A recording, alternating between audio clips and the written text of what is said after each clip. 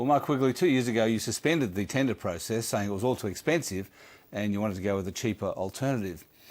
So are you now learning the truth of the old saying that you get what you pay for, because you've had to chuck them off Northern Territory and take that over yourself, and you're running behind? No, I understand the question, Alan, but the reality is the two are completely disconnected. When we suspended the tender process previously, it was to make sure that we could work with one of the contractors, the construction contractors, to negotiate a way to get the right prices we needed. And we did that successfully. The problems we've experienced and experiencing now are totally unrelated to labour rates, to rates that we're paying our contractors. They're related to mobilisation and getting on with the job. Well, okay, explain to us the reasons for the delays. Well, the delays are ones due to mobilisation. There is a learning curve as you begin to roll out into the places all around Australia. Remember, the construction contractors are used to building bridges and roads and the like, and what they're doing is ramping up a learning curve to build this very, very large telco network. What does mobilisation mean? Mobilisation means getting everything that needs to be in place on the ground where it needs to be. That involves drilling rigs and making sure that the requirements and the approvals for entering footpaths and the like are all in place, and making sure that there's enough people on the ground. So that is what needs to be done, and that's what our contractors are now doing. And of course they're climbing up that learning curve, and they're committed to get there. I've spoken to them all again this morning, and we are cooperatively working together to get this network built. So are you saying that definitely, absolutely, it would have been no different if you'd gone with the more expensive alternative back in 2011? No, that is absolutely unrelated to this, I can assure you, Alan. It's not related to labour rates or anything like that. It really is related to a learning curve and mobilisation. I have discussions with our construction contractors, the most senior people, on a very regular basis. We talk about the issues. It's not about rates. So you've cut back the number of homes passed by June by 100,000 to about 200,000. But they're just passed, they're not connected. When will those homes and the rest of them be connected? Okay, in terms of activation, once we passed a home, then an end user, a person living in a home, calls their retail service provider, who in turn then gives us an order to connect them.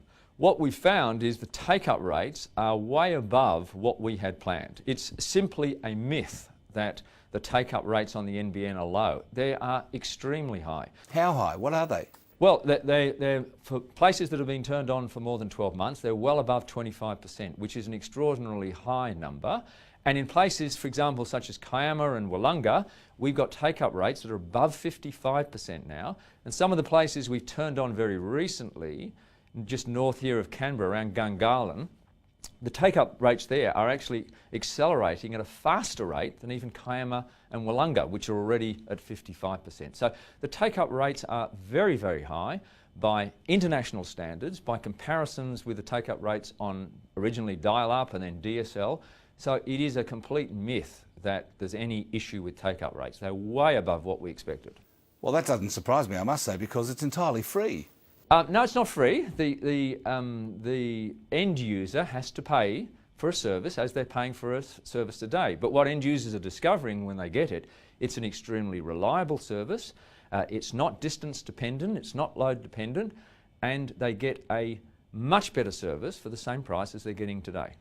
Now, if the Coalition wins the election later this year, the plan is to turn the NBN into a fibre to the node network instead of fibre to the premises, as you're currently doing. Now, leaving aside whether that's a good idea or not, can you tell us what would that mean to the deal with Telstra?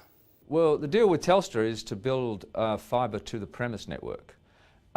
So we negotiated access to Telstra's ducts and pits and exchanges, and also for some dark fibre in the backhaul area, in the trunk area. What we didn't negotiate is rights to use their copper. In fact, that wasn't part of the remit. It would frankly been irresponsible of us to try and do a deal on the basis of a copper which we had no intention of using. And it's also a much more difficult deal to do, I'd have to say. There's many complications in that. But Telstra is also being paid to decommission the copper. Wouldn't it be just as simple to pay them to buy the copper as to decommission it? No, because it's not just a question of buying the copper, you also have to maintain the copper and you have to have the IT systems to run the copper, to do all of the activations on the copper and to maintain that copper. It's well known, by the way, that the ongoing operating cost of maintaining the copper is very significant. It's also well known that a fibre infrastructure is much cheaper to maintain than a copper infrastructure. Let me just remind you, if I can, Alan, that in the UK, where there was an attempt to separate out the copper from BT into Openreach, they simply gave up on trying to move those IT systems across. In the end, BT are having to really manage the copper on behalf of Openreach. So let's be clear. Are you saying that the NBN company couldn't buy the copper from Telstra? No, I'm not saying that. I'm saying, I mean, anything's possible. I'm just saying it's not simple. I don't know any company, any third-party company in the world that has bought an incumbent's copper and then maintained it and used it. I just know of no build anywhere where a third party has done that. Now, is it impossible? Well, nothing's impossible, but to think that it can be done easily, I think, is a misconception. It would be complicated. So what other problems do you think would have to be solved if the coalition won the election? Well, there are the whole issue of the regulatory construct itself. I mean, the deal that we have done with Telstra is the vehicle for structural separation, which means now that the industry can look to NBN Co to be the supplier of a wholesale service on which they can build their retail services, and we're not in any way competing with them. So that whole question about who would control the copper and how would it be managed is absolutely interlinked with the whole regulatory issue. So that's another big issue that needs to be resolved. But you could presumably solve the regulatory issues by simply buying the copper so that there still existed that structural separation within Telstra. I mean, in principle, that's true. In principle, what I'm saying is the practicalities of that shouldn't be underestimated. And I'm not saying it's impossible, I'm just saying it shouldn't be underestimated. It would be a very, very complex job. What about the more technical issues? For example, does the copper go to the right places for there to be a fibre to the node network with existing copper?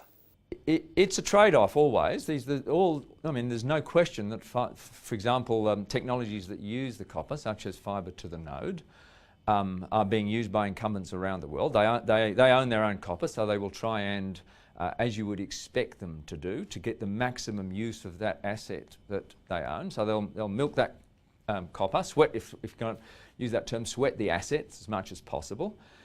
If you're making a big investment in a new broadband network, there is a legitimate question. Do you invest in the existing copper and put tens of thousands of nodes out in the network, and these are boxes that go onto footpaths that are reasonable size boxes with active equipment in them, or do you run fibre all the way to the premise? And there's pros and cons of both of those. Given what you're saying about the extra cost of maintaining copper versus fibre and the other things, what's your estimate of how much cheaper a fibre to the node network would be than the fibre to the premises one that you're doing now?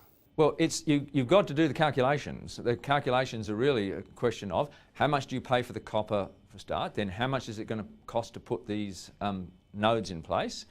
Then you have the question of what's the ongoing maintenance cost, and it really depends on what period of time you look at. Obviously, there's a higher upfront capital cost for fibre to the premise, but there's a lower ongoing maintenance cost. So you've got to look at the period over time. The other important issue is what are you going to charge for the service? And our product construct in fibre to the premise is a tiered structure for different prices for different speeds, all the way from 12.1 all the way up to a gigabit down and 400 megabits up. With fibre to the node and using VDSL technologies, it's a best effort service. In other words, it's hard to predict what you'll actually get because you're using copper, and even if you remediate it, it's hard really to predict what the service will be. So it's probably a completely different product construct. You mean you'd have to charge less for fibre to the node? Well, you'd have to, you couldn't just make the same assumptions that we've made with fibre to the premise, that there's different prices for different services, which you can guarantee, for different speeds, you can guarantee delivering. So what I'm saying, Alan, I guess, it is a completely different business case. that needs to be worked on thoroughly, and there are different trade-offs. Well, how about a guess? Could you hazard a guess at how much cheaper the fibre to the node network would be? I wouldn't like to hazard a guess. What I can tell you is what I'm fairly sure of. The upfront capital cost would be lower for a fibre to the node network than a fibre. Well, how to much the less? Is it 20%? No, it could be 10%? could be even more than that. But I'm not going to try and put a number on it. But what I can also tell you, there'll be the fibre to the node network will be a more expensive network to maintain over the long term, because you're using much more sophisticated, if I can say that, technology to try and get the very best performance you can out of that copper, which is an ageing asset. So it's more akin to kind of a mobile network in terms of the amount of processing that you have to do to get the higher speeds. And do you expect to be the person working with the new minister to solve these problems? I serve at the pleasure of the board, and it's up to the board to decide whether I'm the right person to do that work. Well, it's not. So can you be sacked without being paid out of your contract? No, I mean, like all employees, I have a period of time in which I'm obliged to inform the company if I wanted to leave, and likewise on the other side there's a period of time in which they have to give me notice. But what is the term? Well, I'm not going to go into the details of my arrangements with the company. Well, all other CEOs have to disclose their contracts. Why don't you? Because I think it's probably, I really simply don't want to get into speculation of that sort now. I'm probably happy to put it on the public record, but I really don't want to get into speculation now, Alan. And are you going to try and persuade Malcolm Turnbull to stick with fibre to the premises? And what I'm really have been trying to say publicly and encourage some of my colleagues in the industry to get involved in what I think is a sensible debate, so that good policy decisions and good decisions for big infrastructure decisions for Australia can be made on a good, solid, factual basis.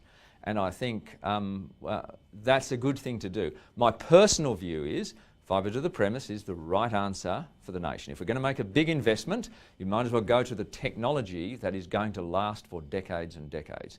Any other technology is inevitably going to be an interim step. And if you're an incumbent who owns the copper, so it's kind of zero cost to you, then it makes sense to use some of those interim technologies. If you are in the situation as we are here, where it's the government building a brand new piece of infrastructure, then I think fibre to the prem is the right answer. So are you saying that fibre to the node would have to be an interim measure, that it would always have to go to fibre to the premises? I think everybody appreciates that. You can only squeeze so much out of the copper. We can see with the explosion of video and the demands for take-up, and that's what we're seeing with the people who we've activated. They are using twice as much download than the average fixed broadband user in Australia. So those people on the NBN are using twice as much data because they've got higher speeds and it's working extremely well. I expect that trend is going to continue. It's been happening for decades now in telecoms, as we all know. We remember the old days of dial-up modems, and we're all now reaching for more speeds, and that's what we're finding today. And was that the purpose of your speech a few weeks ago, to get the industry behind you?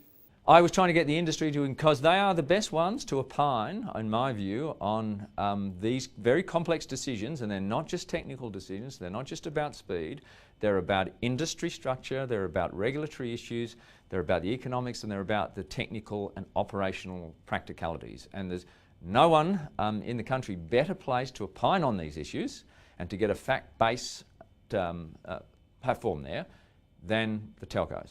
Thanks for joining us, Mike Quigley. It's been a pleasure, Alan.